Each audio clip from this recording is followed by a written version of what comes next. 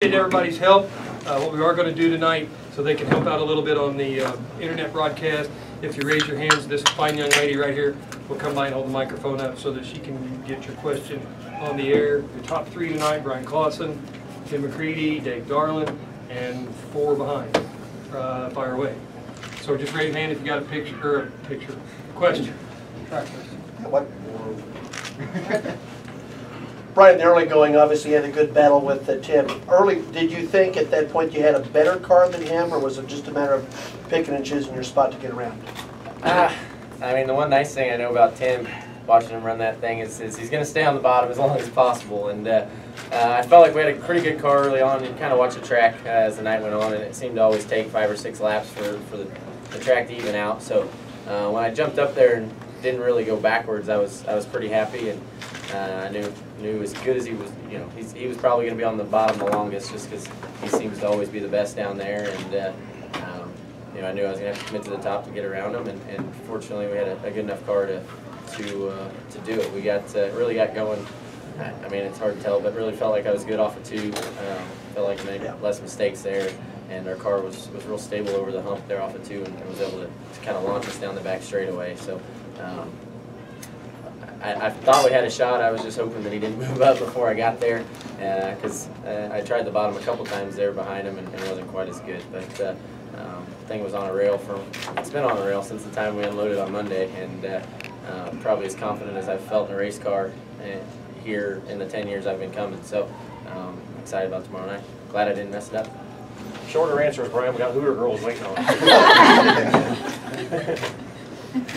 They're doing fine back there. Tim, talk about that. Had to be a little frustrating. It looked like you were good there at the beginning, but you think you could have made an adjustment there at some point? I mean, I don't know. It's I just don't know the cars well enough to really know what to do all the time in the seat. And it's no secret. I run the bottom here because I just feel like I'm going to wheelie too much up there, and that's what we focus on. I mean, all my other stuff, I'm probably the first guy to a cushion, but for some reason these cars, I just, he was better. That's just the way it was. He would have slid me if I was out there in the top because he was better, so that's part of it. I asked you one time, Donnie Schott said something, I think it was up in Knoxville. He said, he drives this late model occasionally, running late model races, and he thought that there was things that he took from the late model that he could apply towards his sprint car. Chances are, I'm not sure if you can take anything and apply it back and forth. Is there anything that you can transfer back and forth when you drive these cars, or anything that might help you when you get back into the late model? Well, I think with driving for Andy, a lot of things are different just because, I mean, we're running coils like we do in a late model and a lot of little things, but my big block modified is the one that really is the same as these cars. It's just I can't get it to react the same way, but it's all relative. I mean, just like anything, when any car is right, no matter which one you drive, they all drive nice, and when they're not, you get beat. And that's simple. Right. Dave, there at the end, there was a lot of you guys, it was like 2nd through 5th maybe. You guys were battling pretty hard there. Your thoughts there towards the end of the race when it started tightening up a little bit? Yeah, right there towards the end, I changed my style just a little bit. I had to get down off my cushion a little bit. My car was too tight. Couldn't really run it with any speed through the corner, so as Bryan said out there while he and I was talking, to cheated down off of the cushion just a little bit in some areas to not snag lose the front end of the car. So, and I was able to catch Tim there for just a little bit, and then he got back a couple car lengths ahead of me. But I know the red 21 car, Pittman, was right behind me. He showed me a nose a couple times, and then on the very last entering turn 3, he slid up in, almost into the side of me, almost in front of me. But I was glad and kind of lucky to hang on to 3rd place there at the end. But I am happy with the 3rd place finish at this point. Where our car was decent, but we can make it better. So we're glad to be in at this point. Or would you said decent, but compared to the years past, you get more laps and more around this place and good runs than anybody up here. How would you grade that compared to cars that passed your car tonight? Oh, I had a good car, and the track was racy. Just as you all saw, the bottom was decent for a while. Tim, led for a while down there, and then I ran behind him for a while down there, and then he kind of got away from it, and I stayed down there a couple laps longer. But my car was decent. My team has a brand new car. This is a brand new car tonight, and it's even not just brand new, it's a completely different style of car than my team is used to working with. So we're happy with the results at this point, and I know we can make it better. So give us another shot, and we'll hopefully put the thing up front again. It's like a tennis match. A tennis match. Tim, I was thinking while you're running up front, you've experienced the best of times here, and you've also experienced the worst of times here at the Chili Bowl. It must feel much better to be up front with another chance to perhaps pick up the Golden Driller.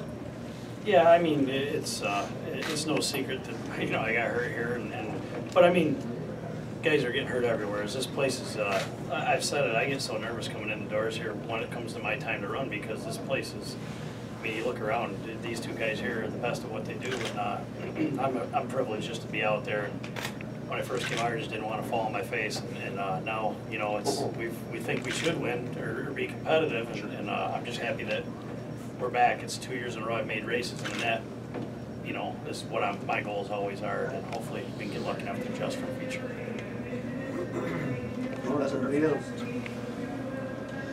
Dave, you've been here a long time, obviously. At what point during the event, on a qualifying night, do you think to yourself, I'm not going to win this, and right now my focus is solely on being in that top 3? Did that enter your mind at some point during the feature event?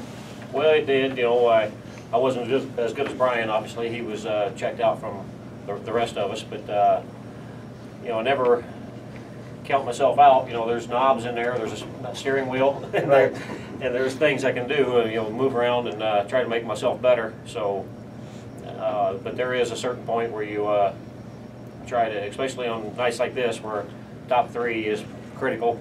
It ain't that. It's not. It is important to win preliminary nights, but it's not the end of the world if you run third. So I was, like I told you, at this point we're happy to be in the A main for tomorrow night, and we'll I know we could improve our car.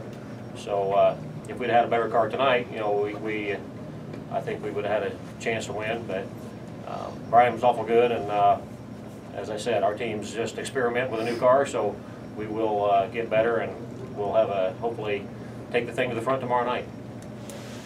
Got another one that jumps in. And he got onto you for belonging. Yeah, I know. That's Tim, I got to direct this to you. You're very humble in the praise that you give Bryan and Dave. But for a guy like you to come into a place like this and get in these cars once a year, it's pretty amazing. I mean, especially with your history, I mean, both good and bad here, that takes a lot of guts, and you certainly put on a show. Oh, I appreciate it. I mean, it's just opportunities with the right. I mean, I've raced as a teammate with Dave before, and everybody's helped me. I mean, everybody's helped me at this place to get better. So it might look like I'm doing a great job, but when you can walk into a situation like I have when I first started and have a lot of the mistakes as far as setups and shocks and springs and everything taken away, it allows you to succeed. And any one of these guys could do my type of cars if they just jumped in my car. So I mean, we're all equals here. Just some of us have better nights than others, the way I look at it. And you try to have as many good as you can. I run these things 100 times a year, and it's still not easy. Ryan, you're coming off of championship here in the sprint cars where you battled Dave, obviously, and another great battle 2 years in a row. This starts a new year. Talk about what this means here. We're in special cars, it's a special race, but is this about establishing your team going into the 2014 season? Yeah, it's huge, especially this year, being that we just jumped to the doing Coon 63, and I mean, it's at one point in time I wasn't sure what I wanted to do. We've had such a great package here in our own stuff, and have been close a couple times to we've been battling for the win, and just never quite pulled it off. So it was a tough decision to make the jump. And put all my faith and Rusty and those guys, but obviously certainly glad I did. I go on and on about it. I've said it 4 or 5 times already out there, in here, that the thing from the time I sat in it when we unloaded it Monday has been special. And it's probably the one time in the 10 years I've been here where if I didn't win tonight, I was going to be pretty disappointed in myself. I felt like we had the car to beat from the time we unloaded on Monday through the Race of Champions, when we ran from the back to the top 5 before getting crashed, and we there's just something special about it. So being special isn't enough to win tomorrow night. We're going to have to go back to work and make it a little bit better, and it's a longer race and got tougher to drive towards the end of it. So and by the end we'll have to deal with those 2 black cars, I'm sure, and go to war.